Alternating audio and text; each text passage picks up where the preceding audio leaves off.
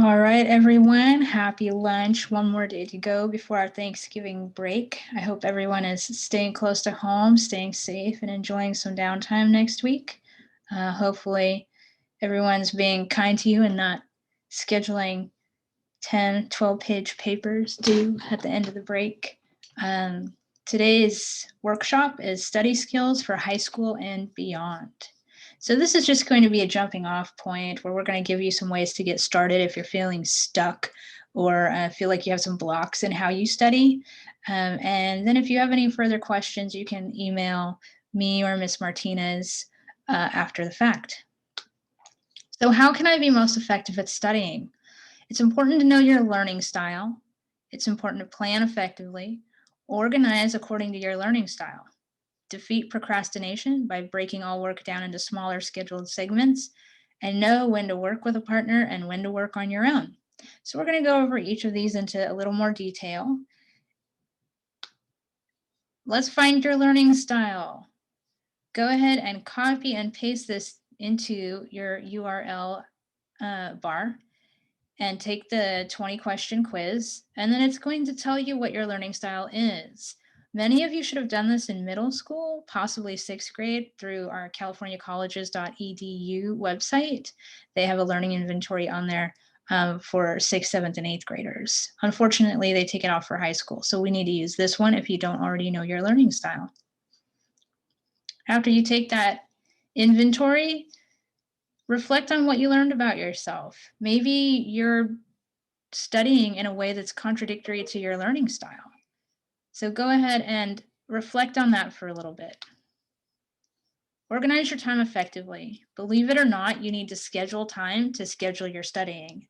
Making sure you take at least 30 minutes at the beginning of the day to plan what you want to do for that day.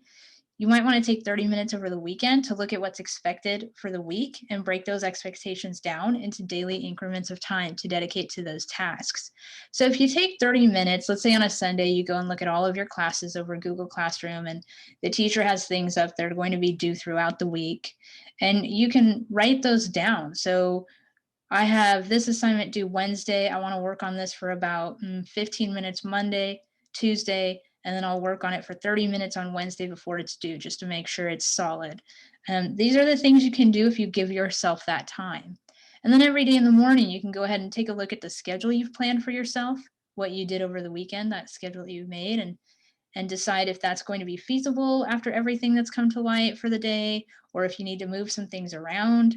But creating a plan, scheduling time to actually schedule your time is something that will be invaluable to you.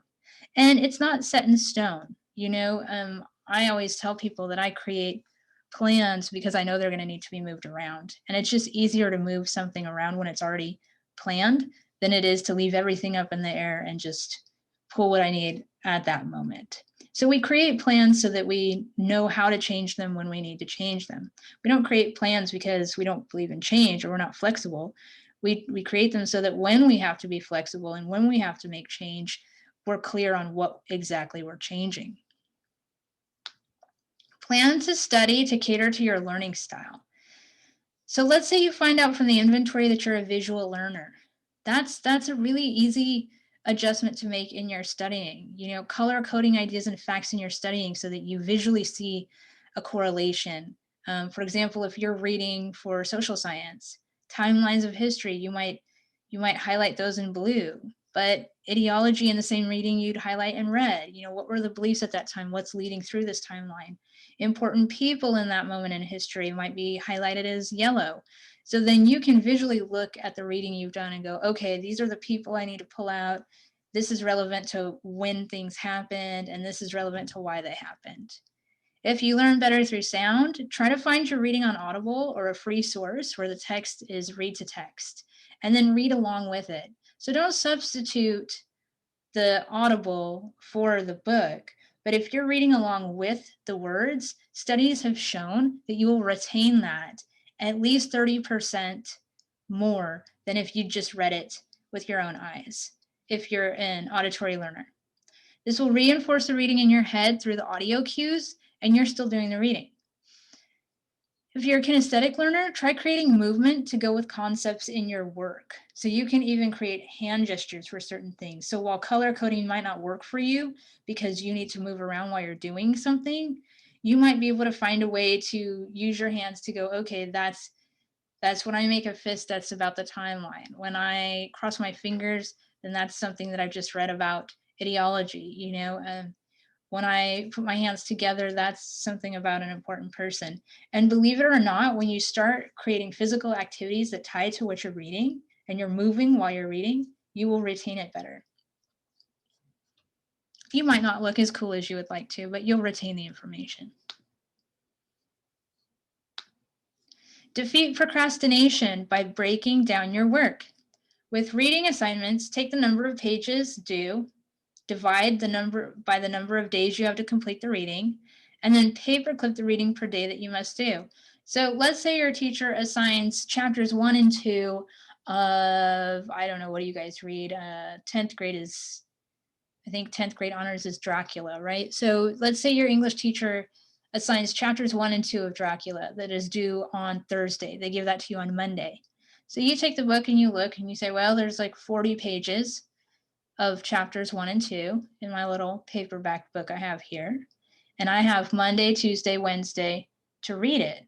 So then you're going to divide 3 into 40, right? And you're going to get about 14 pages per day that you're going to need to read if you need to be ready by Thursday with the information. So you just paperclip 14 pages. That'll give you less on the last day of reading, which is always a good thing. And you paperclip, you know, here's my reading for Monday, here's my reading for Tuesday, and here's my reading for Wednesday.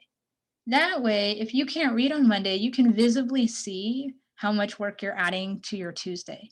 You'll visibly see how work is piling up for you, and that will affect your planning and it will affect your mindset, and it should affect your commitment to getting it done, because actually being able to see how much work you're giving yourself it makes it more difficult for you to rationalize that it's not that bad and that you'll be able to get it done. Make a list of assignments due and realistically estimate the amount of time you will need to complete the assignments. If you make a chart for yourself when you're doing your planning, so you can visually see what time you'll add to your studies if you do not complete your daily scheduled work. This is very similar to the paper clips in your books. You know, if you look at a chart and you see that you're gonna go watch TV for 30 minutes instead of doing what you had planned to do for your work, you have to find somewhere else to fit that 30 minutes in. You're going to realize how much you're adding on to your work for another day. And a lot of procrastination stems from denial. You can rationalize with yourself, well, it's not as much as I thought. I'll get it done. I'll get it done tomorrow. But you can visually see when you make the chart that tomorrow is going to look very stressful if I don't get this done right now.